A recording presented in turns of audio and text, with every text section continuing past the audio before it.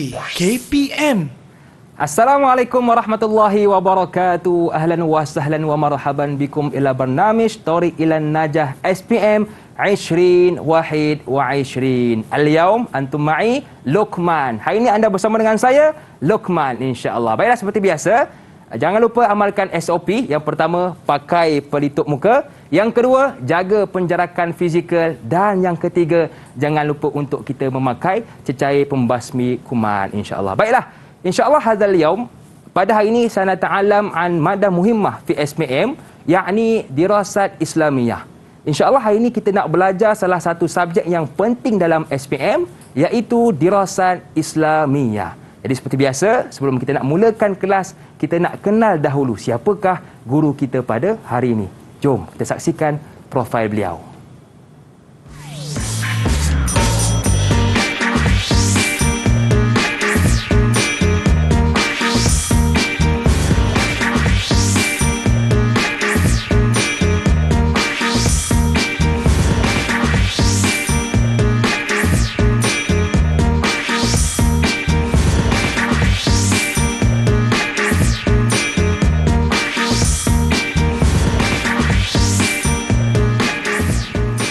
Okey, marhaba indana yaum fi studio Ustaz Hafizuddin. Kaifa hal Ustaz? Alhamdulillah, tamam. Alhamdulillah. Min aina ya Ustaz? Ana min Imtiaz Besut. Min Imtiaz Besut. Subhanallah. Baik Ustaz. Jadi sebelum kita nak mulakan kelas, seperti biasalah, kita nak lakukan SOP terlebih dahulu. Okey Ustaz, mungkin boleh ke sini Ustaz. Yang pertama kita kena pakai cecair pembasmi kuman. Silakan Ustaz. Boleh Ustaz duduk di sini? Okey. Okey, baik Ustaz. Dan yang kemudian barulah boleh kita buka pelitup muka kita Ustaz. Dan jangan kita buang merata-rata Ustaz . Kita punya pelitup muka letak di tempat yang telah disediakan seperti yang kami ni ada plastik. Okey? Baik. Okey Ustaz, saya tengok di sini ada satu buku di atas meja saya ini. Okey, tentang buku tentang subjek kita pada hari ini. Jadi mungkin Ustaz boleh ceritakan sedikit pandangan Ustaz mengenai buku yang akan kita belajar pada hari ini. Silakan. Okey. Assalamualaikum warahmatullahi taala wabarakatuh. Bismillahirrahmanirrahim. Buku yang kita akan pelajari pada hari ini adalah berkenaan dengan subjek akidah. Okey. Iaitu salah satu buku turas yang dikarang oleh Imam Sanusi. Okey, baik Ustaz. Okey, jadi kita dah dengar pandangan daripada Ustaz kita mengenai buku yang akan kita belajar pada hari ini. Jadi jom, al-an hayya nastami' ra'yu minat tulab wat talibat. Jom, sama-sama kita saksikan pandangan daripada pelajar kita pula. Didik TV KPM. Assalamualaikum warahmatullahi wabarakatuh. Saya Muhammad Imran Zakon bin Ismail, calon SPM untuk sesi 2021 dari Sekolah Menengah Imtiaz Yayasan Terengganu Besut. Kepentingan mempelajari ilmu akidah adalah mengesahkan keimanan seseorang dan menambah keyakinan serta kefahaman terhadap ketuhanan, kerasulan dan perkara-perkara gaib. Assalamualaikum warahmatullahi wabarakatuh. Saya Nurul Izzah Akila binti Mustafa, calon SPM 2021 dari Sekolah Menengah Imtiaz Yayasan Terengganu Besut. Kepentingan mempelajari ilmu akidah dapat menjadi satu asas fardu ain kepada seseorang Muslim kerana ianya kunci penerimaan ibadah. Seterusnya, dapat mengekalkan dan mempertahankan ilmu akidah yang sebenar dalam kalangan masyarakat. Assalamualaikum warahmatullahi wabarakatuh. Nama saya Wan Ahmad Iman bingung Saidi, calon SPM 2021 dari Sekolah Menengah Imtiaz Yayasan Terengganu Besut. Kepentingan mempelajari ilmu akidah adalah menjadikan ilmu itu sebagai benteng seseorang Muslim dalam menghindari ideologi, kefahaman dan pelbagai ajaran sesat yang bercanggah dengan pegangan akidah Ahli Sunnah wal Jamaah. Didik TV KPM. Okey, tamam. Baiklah, kita dah dengar dah pandangan daripada ustaz kita dan juga daripada pelajar-pelajar imtiaz. Okey Ustaz, jadi sebelum kita nak mulakan kelas, istirahah lafzah. Kita nak berehat seketika. Boleh ke Ustaz? Boleh. Okey, jadi istamiru ma'ana wala tadhhab ilal akhar. Jumpa selepas ini. Didik TV KPM. Didik TV KPM. Wassalam wa marhaban bikum ila barnamij Tariq ila Najah SPM 20 Wahid wa 20. Okey, biasalah sempena dengan hari guru yang akan datang ni, ramai murid-murid yang hantar surat ucapan kepada guru sebagai tanda terima kasih kepada mereka. Jadi antara yang menarik perhatian saya ialah salah satu kad di hadapan saya ini. Okey, yang ditulis oleh adik Nur Aisyah Umairah binti Masyarul, umur baru 7 tahun. Okey, dari sekolah kebangsaan sana. Jadi jom tengok apakah yang dia tulis. Okey. Terima kasih cikgu. Terima kasih cikgu. Okey. Dan yang menarik perhatian saya, ayat yang ditulisnya. Seseorang ilmuwan bisa menghasilkan beberapa karya hebat. Tetapi seorang guru bisa menghasilkan ratusan orang hebat. Okey. Ada lagi. Okey, ini tersembunyi pula ni. Cuba tengok. Untuk semua guru yang mulia, jasa kalian akan selalu dikenang. Tetaplah menjadi pelita untuk anak bangsa. Terima kasih cikgu.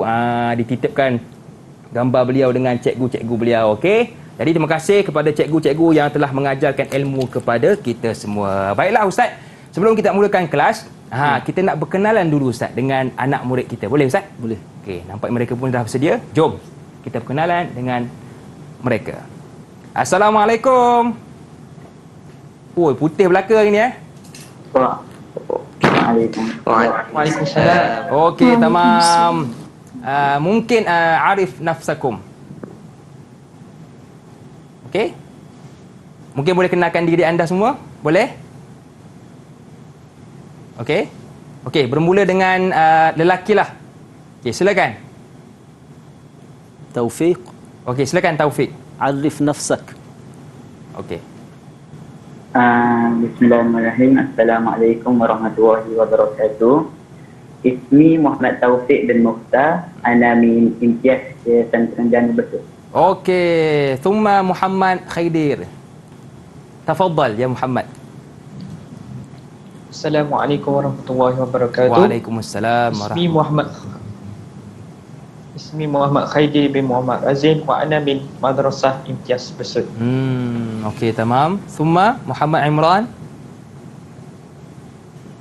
Ismi Muhammad Imran bin Muhammad Rufidi wa ana min Madrasah Imtiaz Besut. Okey. Thumma Tasnim mungkin. Bismillahirrahmanirrahim. Ismi Tasnim binti Muhammad Anwar. Okey. Ana min Imtiaz Yayasan Terengganu Besut. Okey, tamam. Thumma Anis mungkin. Anis. Tafadhal ya Anis. Assalamualaikum warahmatullahi wabarakatuh. Ismi Anis Batrisha binti Salmi. Ana min Madrasah Imtiaz Yayasan Terengganu Besut. Okey. Thumma Amalin. Yang terakhir. Okey, yang terakhir. Bismillahirrahmanirrahim. Ismi Tengku Amani Syahada binti Tengku Razali. Ana min Madrasah Imtiaz Yayasan Terengganu Besut. Okey, tamam. Nampaknya Ustaz, ke-6 pelajar kita hari ini nampak semangat dan tak sabar Ustaz nak belajar subjek pada hari ini. Jadi tanpa buang masa, Ustaz boleh mulakan kelas kita pada hari ini. Tafadhal ya Ustaz. Assalamualaikum warahmatullahi wabarakatuh.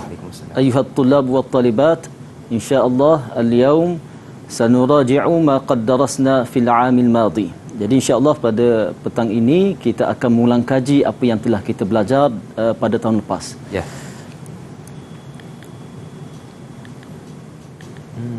Okey, sebelum itu Ustaz nak terangkan sedikit berkenaan kandungan yang terdapat dalam subjek yang kita belajar, iaitu subjek turas dirasat Islamiah ini mengandungi 4 bidang. Yang pertama bidang akidah, yang kedua bidang fiqh, yang ketiga bidang akhlak dan yang keempat bidang sirah. Dan hari ini kita masih lagi ulang kaji pada bidang akidah. Akidah Ustaz. Sanuraqis an akidah. Ya, sanuraqis ada al-aqidah. Okey, baik. Tamam. Okey, kemudian Ustaz nak terangkan sedikit apa kaitan di antara bidang akidah, fiqh, akhlak dan juga as-sirah. Ya. Okey, perumpamaan yang dibuat oleh ulama, bidang akidah ini seperti tapak kepada sesebuah bangunan.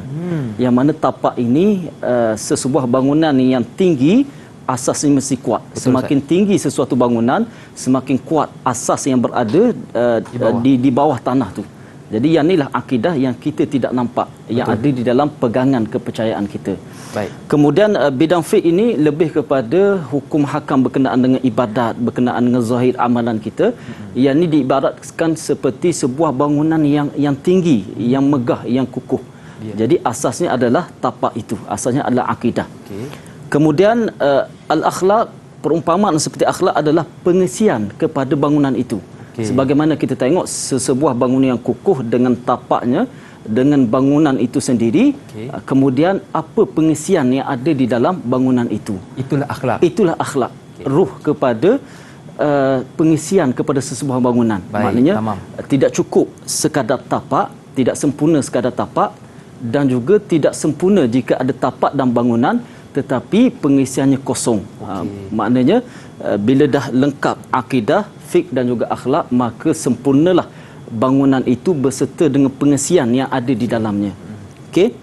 Kemudian ketiga-tiga bidang ini didapati daripada perjalanan sirah Nabi sallallahu alaihi wasallam. Kita akan dapati berkenaan dengan akidah, berkenaan dengan fiqh dan juga berkenaan dengan akhlak di dalam perjalanan sirah Nabi sallallahu alaihi wasallam. Okey. Okey, baik Ustaz. Mana kata Ustaz, empat perkara ni perlu dihubung kaitkan. Ya. Dan merupakan tiga asas fardu ain, akidah, fiqh dan juga akhlak.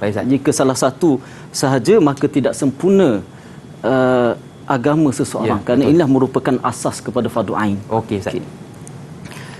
Seterusnya ini kitab yang akan kita gunakan, iaitu Syarh Ummul Barahin yang telah Ustaz terangkan pada slot sebelum ini. Seterusnya ini yang bidang yang kedua, kitab Fathul Qaribil Mujib berkenaan dengan fiqh. Seterusnya kitab yang ketiga adalah kitab Bidayatul Hidayah. Kemudian bahagian bidang yang keempat berkenaan dengan sirah, kita menggunakan kitab Khulasah Nurul Yaqin. Okey, baik. Okey. Kemudian inilah berkenaan dengan format pentaksiran turas dirasah Islamiyah yang mana terbahagi kepada dua kertas. Ada kertas satu dan juga kertas dua.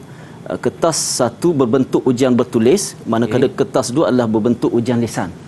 Okey, untuk ujian bertulis ini kita ada objektif pelbagai bentuk, diuji dalam 20 soalan. Mengisi tempat kosong, betul salah dan sebagainya. Kemudian kita ada soalan berbentuk subjektif, iaitu 4 soalan mewakili kepada 4 bidang, iaitu bidang akidah, bidang fiqh, bidang akhlak dan juga bidang sirah. Jadi setiap bidang itu mewakili 20 markah. Jadi kesemua 4 soalan itu adalah 80 markah dicampur dengan 20 markah soalan objektif, bermakna kita ada 100 markah. Okey, baik. Kemudian wajarannya adalah 70 markah. Daripada 1 markah diwajarkan menjadi 70 markah, itu pada kertas yang pertama. Okey, kertas yang kedua kita ada ujian lisan, iaitu hafazan dan juga amali, iaitu kita ada tugasan matan. Ini pelajar diuji hafalan matan mereka. Hafalan matan itu adalah ringkasan ilmu tauhid dan juga ringkasan ilmu fiqh diuji kepada pelajar, dan juga mereka ada tugasan bersepadu yang mana mereka membuat persembahan khutbah, tazkirah, forum dan sebagainya, yang juga diambil markah itu untuk dimasukkan ke dalam kertas dua. Jadi wajaran daripada 100 markah itu diwajarkan menjadi 30 markah. Okey, baik. Seterusnya, okey, yang ni kita ringkaskan. Okey, kemudian kita akan masuk kepada pelajaran hari ini. Kita akan ulang kaji berkenaan masih lagi dalam bidang akidah, berkenaan dengan tajuk sifat qidam dan juga sifat baqa. Jadi kita fokus kepada sifat qidam dan baqa, Ustaz. Ya. Baik, silakan Ustaz. Okey, sebelum ini Ustaz dah terangkan berkenaan bahawa akidah itu terbahagi kepada 3 bahagian, iaitu ilahiyat, ketuhanan, kenabian dan juga perkara-perkara ghaib. Kemudian hari ini kita akan fokuskan lagi kepada bahagian ketuhanan, yang mana bahagian ketuhanan ini terbahagi kepada sifat yang pasti bagi Tuhan, iaitu sifat yang wajib. Kemudian sifat yang mustahil bagi Tuhan, iaitu sifat yang mustahil, dan juga yang terakhir sifat yang harus bagi Tuhan. Kemudian kita akan fokuskan kepada sifat yang wajib, sifat yang pasti bagi Tuhan, iaitu terbahagi kepada 4 bahagian: nafsiyah, salbiyah, ma'ani dan juga ma'nawiyah. Jadi pelajar sekalian, sebelum ini kita dah ulang kaji berkenaan dengan sifat nafsiyah yang terdiri daripada sifat wujud, dan hari ini insya-Allah kita akan ulang kaji bahagian yang kedua, iaitu bahagian sifat salbiyah yang terdiri daripada 5 sifat dan kita akan fokuskan kepada sifat qidam dan juga sifat baqa. Okey, baik. Qidam dan baqa. Silakan. Seterusnya, ini bahagian akidah terbahagi kepada 3, ketuhanan, kenabian dan juga perkara-perkara ghaib. Okey, seterusnya ini sifat yang wajib yang dah Ustaz terangkan sebelum ini. Kemudian kita akan masuk lagi kepada yang ni, iaitu pembahagian sifat yang wajib. Yang pertama berkenaan nafsiyah dah diterangkan sebelum ini. Kemudian hari ini kita akan fokuskan kepada salbiyah. Kemudian seterusnya kita akan fokuskan kepada ma'ani dan juga ma'nawiyah pada masa akan datang. Okey, kemudian kita tengok kepada ta'rif apa yang dimaksudkan dengan sifat salbiyah. Ya, sebelum ini Ustaz dah terangkan apa yang dimaksudkan dengan sifat nafsiyah. Pada hari ini Ustaz akan terangkan berkenaan apa yang dimaksudkan dengan sifat salbiyah. Sifat salbiyah dari segi bahasa, salb dengan makna an-nafi, iaitu menafikan sesuatu. Salb dengan makna nafi, iaitu kita nak menafikan sesuatu. Okey, dari segi ta'rif, sifatus salbiyah diletakkan ta'rif oleh Imam Sanusi dalam kitabnya Syarh Ummul Barahin dengan adamu amrin la yaliqu billah, iaitu ternafinya sesuatu yang tidak layak dengan Tuhan. Itu dari segi ta'rif. Adamu amrin la yaliqu billah, ternafinya sesuatu yang tidak layak dengan Tuhan. Contoh, bila kita mulakan dengan sifat qidam. Qidam itu bahasa Arab diterjemahkan kepada bahasa Melayu iaitu sedia. Qidam bila kita terjemahkan kepada bahasa Melayu adalah sedia. Dan makna kepada sedia itulah ternafinya sesuatu yang tidak layak bagi Tuhan. Jadi bila kita kata apa yang dimaksudkan, apa yang dimaknakan dengan sedia, sedia adalah dengan makna adamu al-awwaliyah lil wujud, tidak ada permulaan bagi wujud. Jadi bila kita sebut tidak ada, itulah makna nafi. Dan itulah balik kepada sifat salbiyah.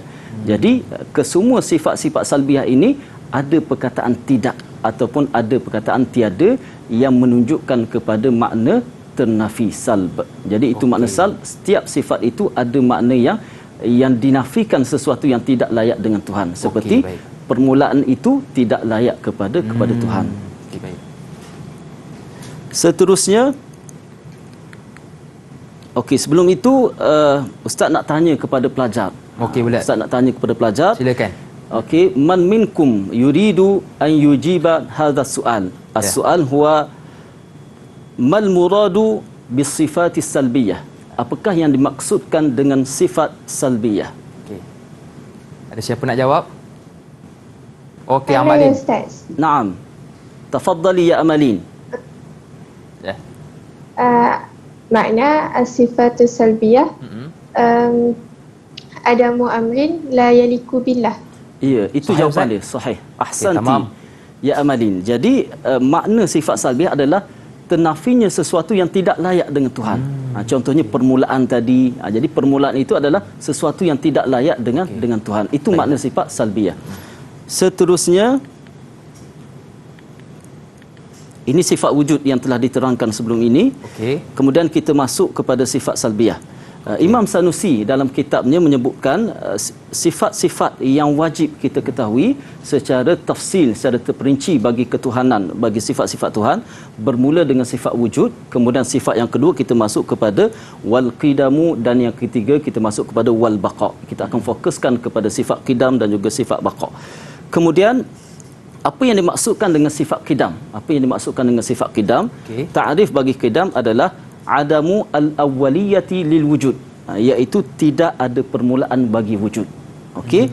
Jadi bila kita tengok tidak ada itulah makna ternafi, makna bagi salbiyah. Bila kita sebut qidam diterjemahkan sebagai sedia, dan makna sedia itu tidak ada permulaan. Jadi tidak ada permulaan itulah balik kepada sifat salbiyah, sifat yang menafikan sesuatu perkara yang tidak layak bagi Tuhan. Tamam, Ustaz. Okey.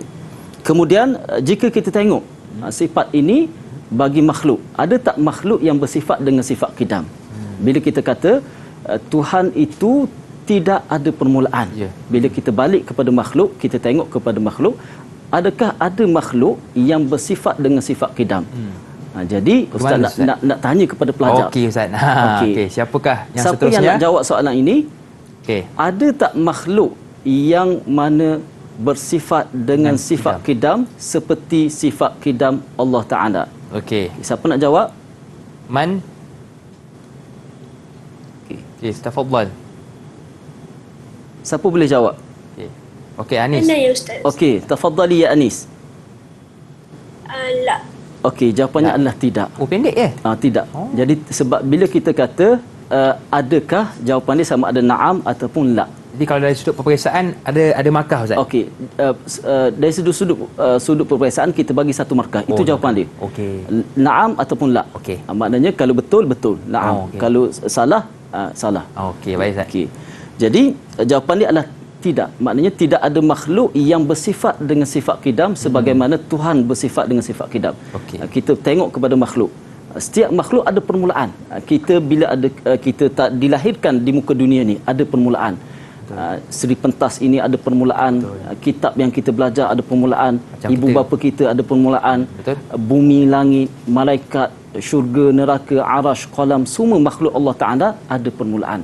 Tetapi Tuhan itu sendiri tidak bersifat dengan sifat ada permulaan. Jadi Tuhan itu bersifat dengan sifat tidak ada permulaan. Jadi tidak ada makhluk yang bersifat sama dengan Tuhan, iaitu sifat tidak ada permulaan. Itu beza dia. Okey. Kemudian kita tengok pula kepada sifat baqa. Sifat baqa iaitu adamu al-akhiriyati lil wujud. Tidak ada akhir bagi kewujudan Tuhan.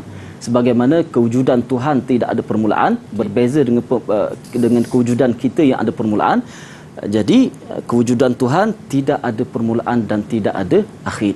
Bila kita perhatikan kepada makhluk, kita ada permulaan dan suatu masa kita juga ada akhir. Dan dunia ini kita yakin bahawa pengakhiran dunia ini berakhir dengan berlakunya kiamat.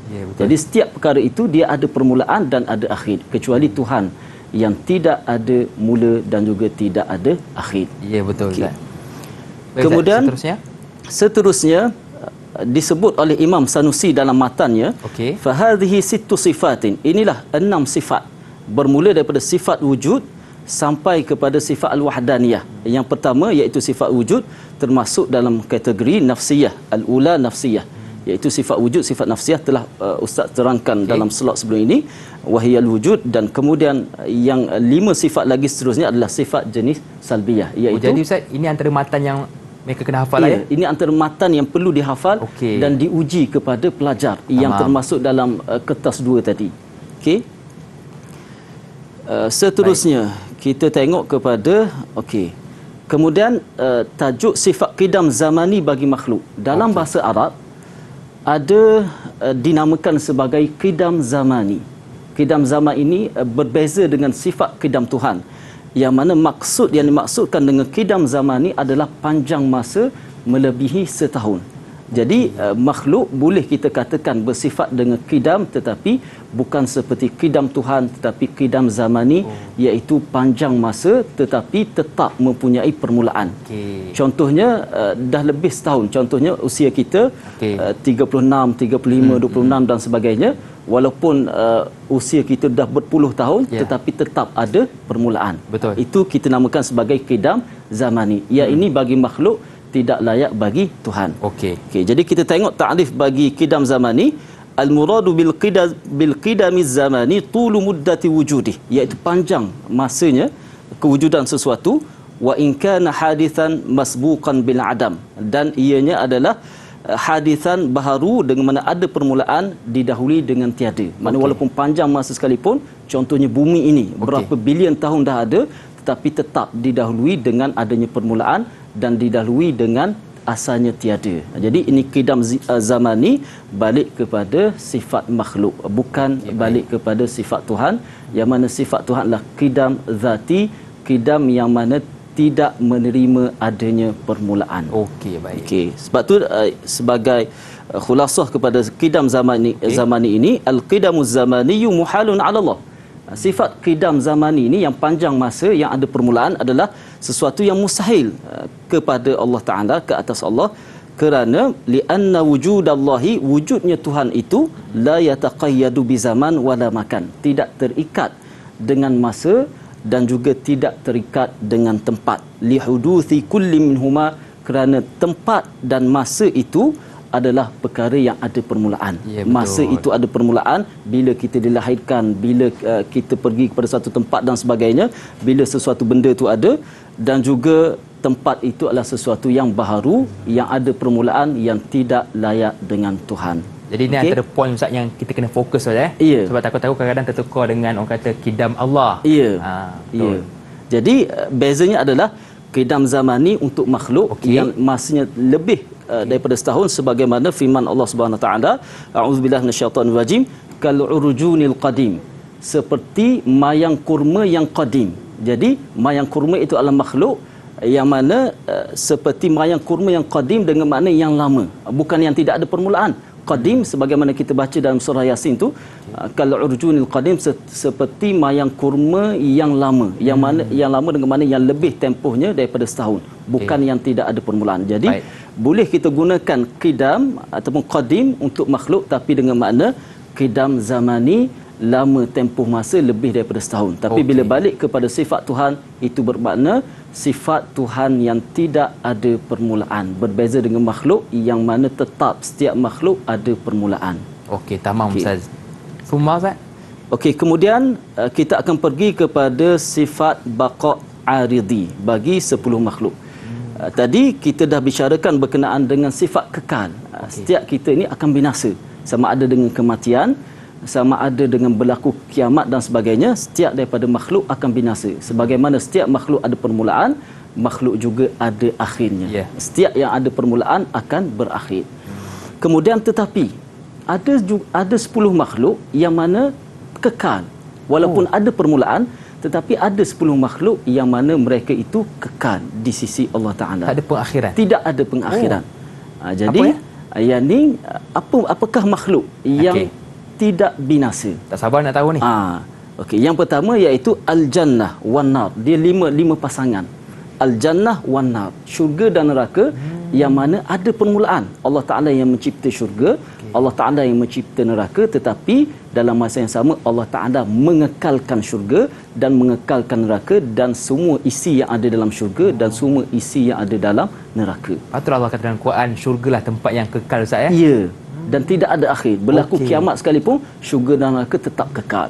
Okey Ustaz. Kemudian pasangan yang kedua adalah al-lauh wal qalam. Al-lauh iaitu papan tulisan tercatat segala perkara berkenaan dengan makhluk yang kita yakini walaupun kita tak pernah nampak adanya makhluk yang bernama lauh, dan juga adanya qalam. Qalam ni seolah-olah seperti pen, pensel yang menulis apa yang tercatat dalam lauh, iaitu al-lauh al-mahfuz. Seterusnya pasangan seterusnya adalah al-arsh wal kursi. Arash, makhluk Allah yang terbesar, dijadikan daripada cahaya yang juga ialah bumbung kepada syurga. Kemudian al-kursi juga salah satu makhluk Allah Subhanahu taala yang lebih kecil daripada arsh. Kemudian pasangan seterusnya adalah ruh wa ajbudz zanab. Ini pada diri kita sebenarnya ada dua perkara yang ada permulaan tapi dikekalkan oleh Allah Taala yang tidak akan binasa. Yang pertama iaitu ruh. Ruh kita dijadikan terlebih dahulu daripada badan. Maksudnya sebelum badan kita ada, ruh kita dah ada. Ini semua termasuk dalam perkara sama'iyat, perkara ghaib yang kita yakini perkara itu. Baik Ustaz. Okey, kemudian satu lagi ajbudz zanab. Ajbudz zanab ini adalah tulang yang terkecil yang berada di belakang kita, bermula daripada tulang belakang, berakhir dengan tulang namanya ajbudz zanab. Tulang ini, tulang yang terakhir pada tulang belakang, dikekalkan oleh Allah Ta'ala sehingga hari kiamat dibangkitkan kembali manusia, dan kita akan tumbuh seperti biji benih daripada tulang ini menjadi jasad semula. Kemudian roh kita akan masuk ke dalam jasad. Jadi tulang ini walaupun manusia mati, kalau hancur, terbakar, lemas dan sebagainya, tetap kekal. Seolah-olah kalau kapal terbang tu seperti kotak hitam tu, yang kekal. Jadi yang inilah yang dikekalkan pada jasad kita, ruh dan juga ajbudz zanab, tulang ajbudz zanab. Dan yang terakhir Ustaz? Okey, yang terakhir iaitu jasad para nabi dan juga jasad syuhada, kekal. Yang dikekalkan oleh Allah Taala, semua para nabi jasad dia tidak dimakan oleh tanah. Dan juga jasad orang yang syahid berperang di jalan Allah Taala. Okey. Baik Ustaz, banyak lagi yang kita nak bicarakan sebenarnya. Walakin istirahah lahzah.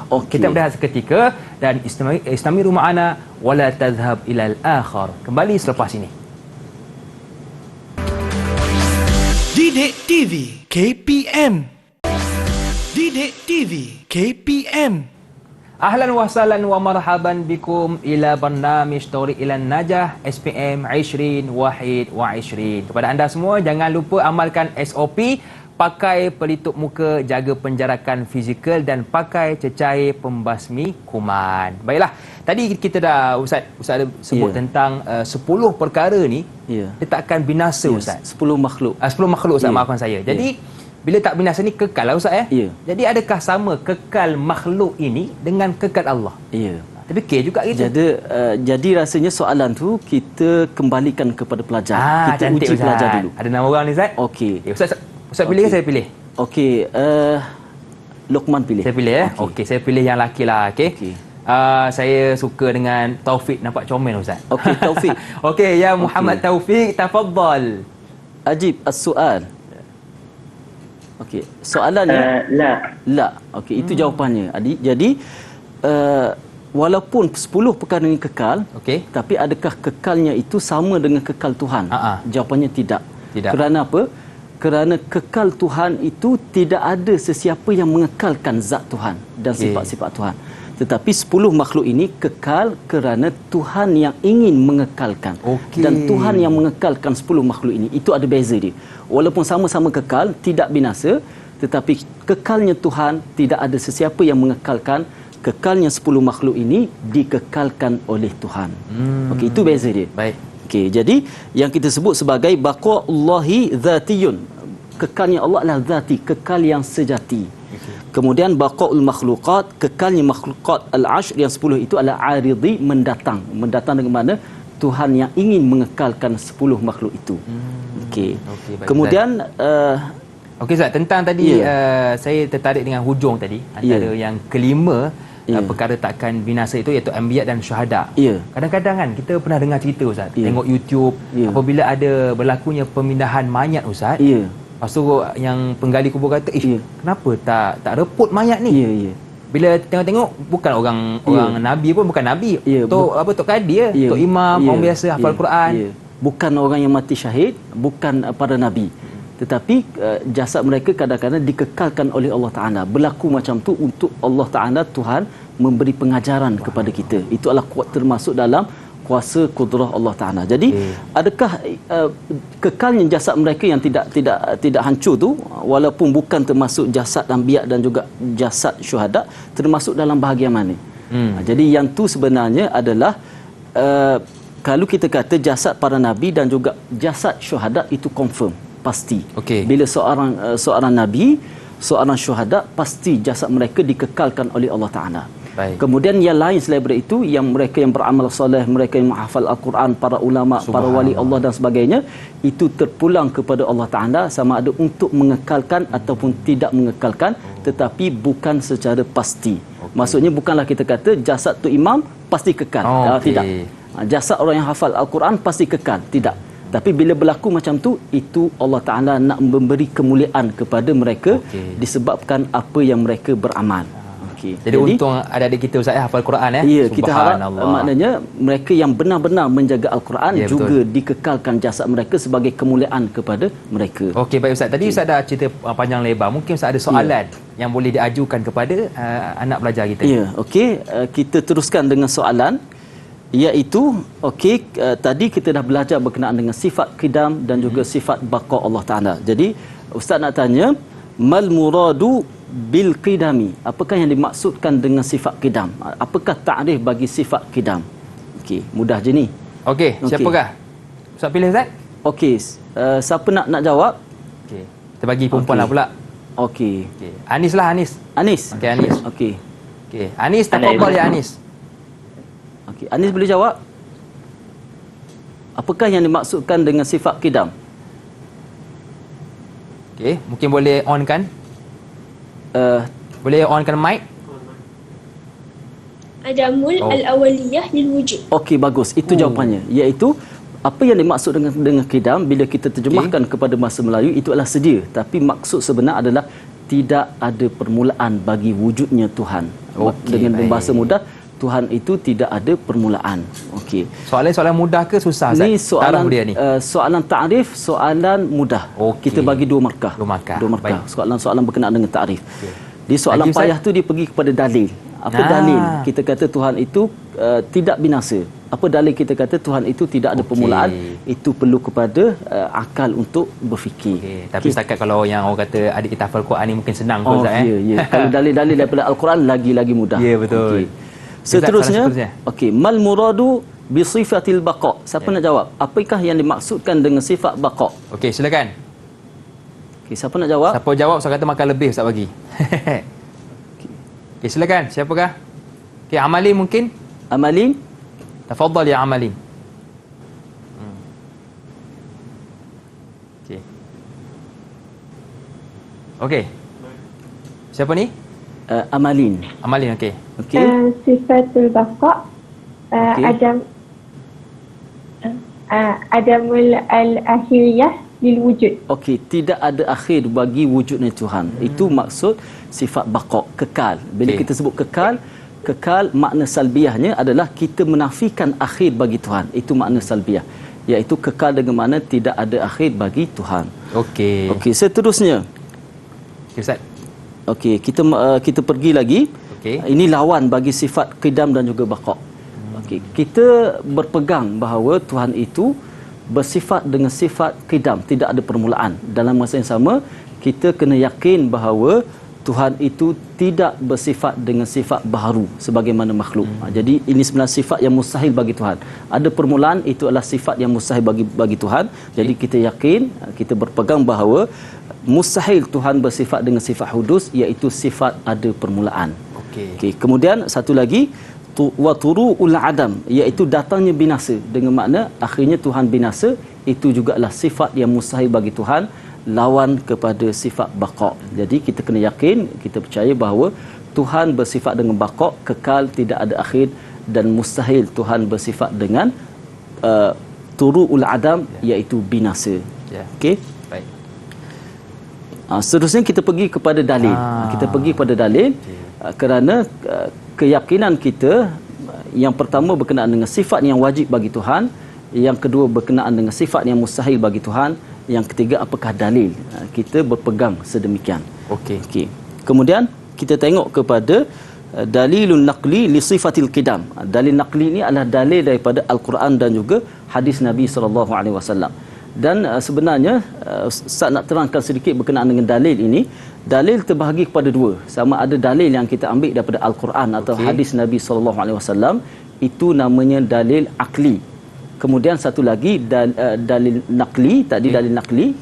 Kemudian yang kedua dalil akli, iaitu dalil berdasarkan kepada akal. Jadi kita ada dua dalil, dalil daripada hadis Al-Quran, kemudian dalil daripada akal. Okey. Kemudian apa dalil Tuhan bersifat dengan sifat qidam? Tuhan itu tidak ada permulaan. Dalil daripada Al-Quran adalah firman Allah Subhanahu wa taala, a'udzubillahi minasyaitonir rajim, huwal awwalu wal akhir. Dan dia macam mana? Pendek je. Pendek je. Dialah yang awal. Yang tu dah cukup sebenarnya. Dialah yang awal. Apa makna dia yang awal? Maksudnya sebelum makhluk ni ada, Tuhanlah yang pertama ada. Okey, tetapi adanya Tuhan itu tidak ada permulaan. Baik. Maksudnya Tuhanlah yang pertama ada sebelum adanya makhluk. Dalam masa yang sama, adanya Tuhan tidak ada permulaan. Okey. Kemudian wal akhir, itu adalah dalil bagi sifat baqa. Dengan makna setelah makhluk ini binasa, Tuhan itu masih lagi kekal dan kekal selama-lamanya. Maksud itulah Tuhan yang terakhir, yang masih kekal setelah binasanya makhluk. Itu dalam surah Al-Hadid. Kemudian daripada hadis Nabi SAW, ini adalah doa ketika mana kita masuk ke dalam masjid yang diriwayatkan oleh Abu Daud, iaitu a'udzubillahil azim wa biwajhihil karim wa sultanihil qadim minasyaitonir rajim. Aku berlindung dengan Allah yang Maha Agung dan dengan zatnya yang mulia, wa bi sultanihil qadim, dan dengan kekuasaannya yang qadim. Jadi yang kita nak fokuskan adalah sifat qadim, iaitu kekuasaan Tuhan yang qadim, dengan makna yang tidak ada permulaan. Dengan zat Allah Ta'ala dan sifat-sifatnya, kekuasaan Allah Ta'ala juga tidak ada permulaan. Itu sifat qadim bagi Tuhan yang diambil daripada hadis Nabi SAW. Baik Ustaz, sebelum kita sambung tentang dalil akli, mungkin hal indakum as-soal ya tullab wa talibat. Ada tak soalan daripada anda semua? Adakah apa-apa soalan yang boleh diajukan kepada guru kita? Silakan. Kalau ada, silakan. Okey, Khairi, Ya, Muhammad Khaidir. Ada soalan? هل عندك سؤال؟ تفضل. لا أستاذ. Ya, تفضل يا خيدر. لا. لا. Okey. Ya Anis mungkin nampak tekan mic tadi. Okey. Siapa ada soalan nak tanya? Siapa ada boleh angkat tangan. Bahasa Melayu pun tak apa. Dalam bahasa Melayu pun tak apa. Okey. Okey. Anis ada? Ustaz, Ya. Okey, tafadhal. boleh ke kalau kita tulis dalil yang selain daripada yang ada dalam kitab? Kan Okey. kalau juga. macam dalam Quran kan ada banyak. Okey. Ya betul, cantik soalan ni. Okey.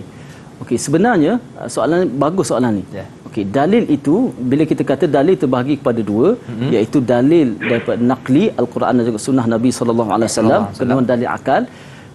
Dalil yang perlu kita berpegang, yang pertama dalil yang paling mudah, dalil fardu ain. Dalil yang paling mudah untuk lepaskan fardu ain kita, iaitu dalil daripada akal sebenarnya. Okey, maknanya ada dalil yang paling mudah bukan daripada hadis ataupun Al-Quran. Kenapa kita kata Tuhan itu wujud? Kenapa kita kata Tuhan itu bersifat dengan sifat qidam, dengan sifat baqa' dan sebagainya? Iaitu kerana adanya alam ini. Itu dalil fardu ain yang mana yang paling kurang kita ada dalil itu. Kenapa kita kata Tuhan itu wujud sedangkan kita tak nampak Tuhan? Dalilnya ada alam ini. Itu dalil yang paling ringkas, dalil fardu ain. Kemudian lebih lagi pergi kepada dalil fardu kifayah dalam dalil akal. Dalil akal dia ada dalil fardu ain, iaitu alam ini menjadi tanda Allah Taala itu bersifat dengan wujud, qidam, baqa' dan sebagainya. Kemudian seterusnya dalil fardu kifayah yang memulakan akal kita berfikir. Kenapa kita kata kita berpegang Tuhan itu tidak ada permulaan sedangkan kita ada permulaan? Kenapa Tuhan itu tidak ada akhir sedangkan kita ada akhir? Jadi dalil akal ini kita kena berfikir, sementara dalil daripada Al-Quran dan hadis tidak hanya terhad. Itu sangat-sangat banyak. Maknanya boleh kita ambil daripada mana-mana saja dalil daripada Al-Quran, sementara dalil akal ada yang ringkas dan juga dalil-dalil yang lain yang boleh kita fikirkan, yang sesuai dengan kenapa kita kata Tuhan itu bersifat dengan sifat qidam dan Tuhan itu bersifat dengan sifat baqa'. Maknanya tidak terhad kepada apa yang diberikan dalam kitab sahaja.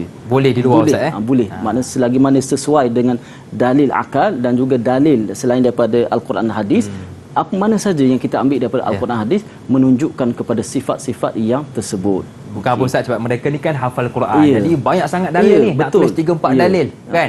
Kata kalau kitab ni dah selalu tulis. Bagi yang lain lah pula kan. Jadi boleh Ustaz Boleh. Baik. Silakan Seterusnya.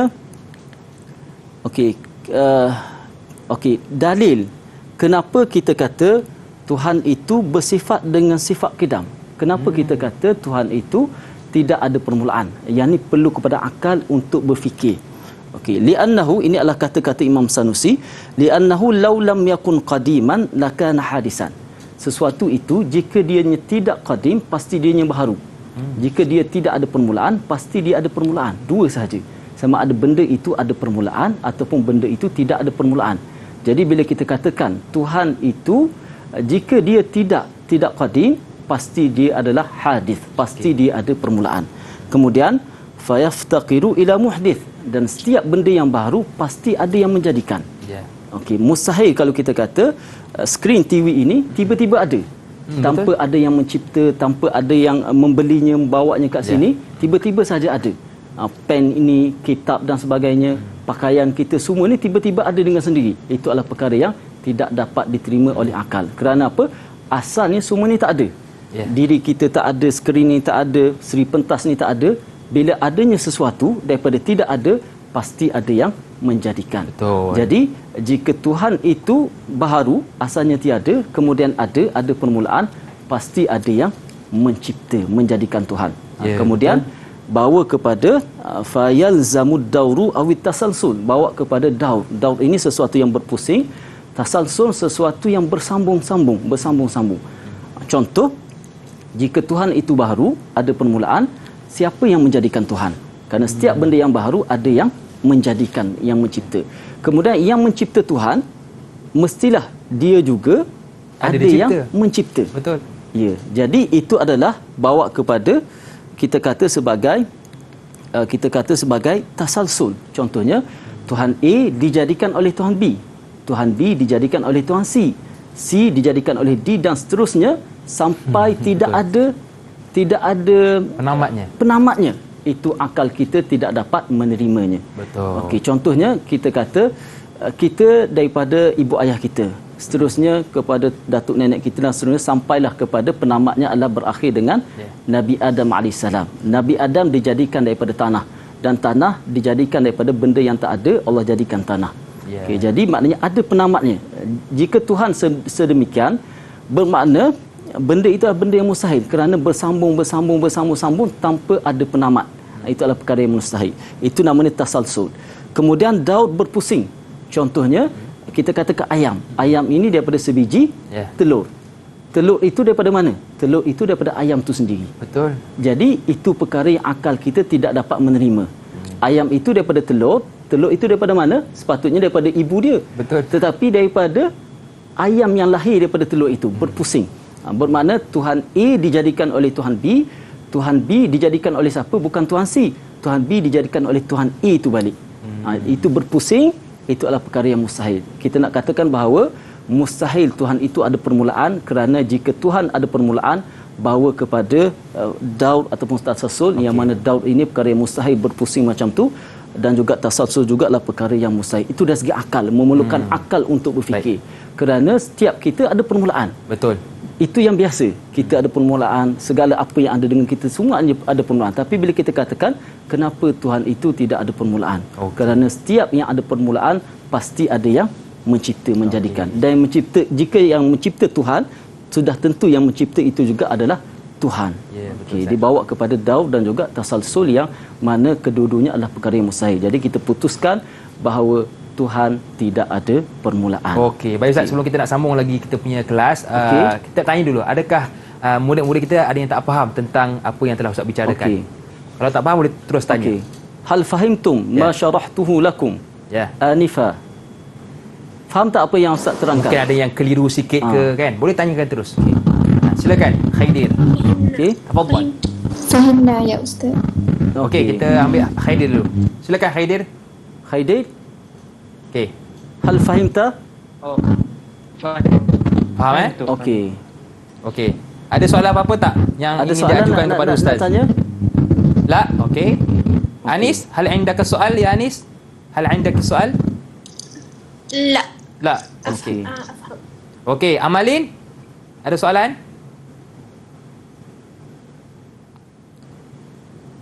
La, fahim tu. Ya, okey Ustaz. Jadi mungkin kita boleh teruskan. Okey, kita teruskan.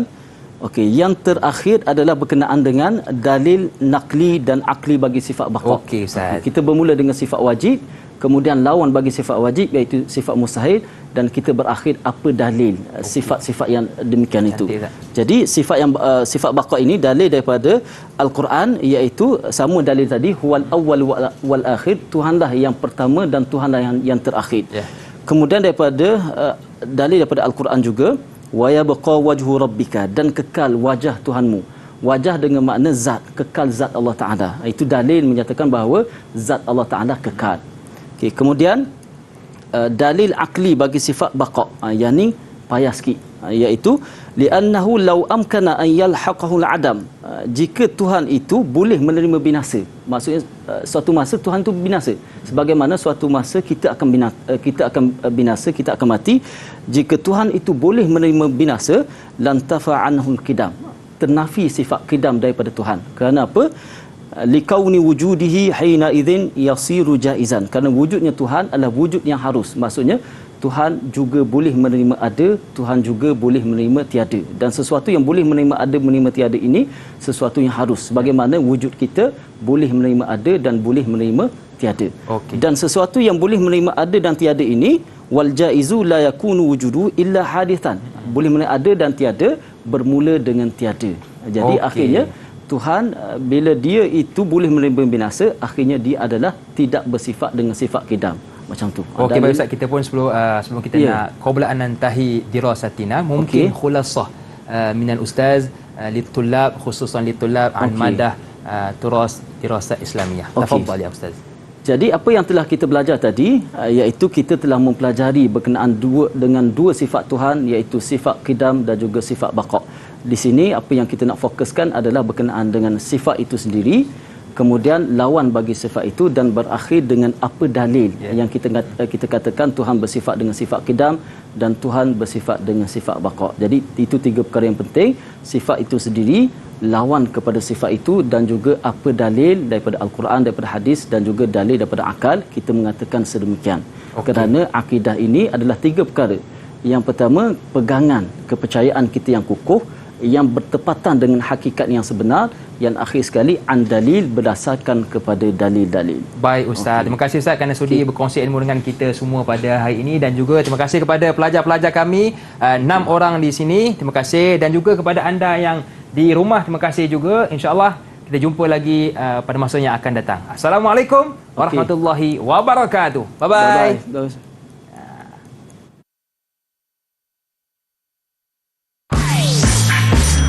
Didik TV KPM. Assalamualaikum warahmatullahi wabarakatuh. Saya Wan Saidi bin Wan Yahya, ayah kepada Wan Ahmad Numan, calon SPM 2021. Saya berharap Numan dan kawan-kawannya dipermudahkan segala urusan dan diberi kelancaran menghadapi SPM. Assalamualaikum warahmatullahi wabarakatuh. Saya Datin Nur Haslina binti Abdullah, ibu kepada Nurul Izzah Akilah binti Mustafa. Harapan saya untuk anak saya dan juga rakan-rakan anak saya yang bakal menduduki SPM 2021 dengan norma yang baru, agar anak-anak semua dapat menjawab dengan baik dan mendapat keputusan yang cemerlang. Doa restu ibu bapa sentiasa mengiringi anak-anak untuk mencapai keputusan kecemerlangan yang disasarkan.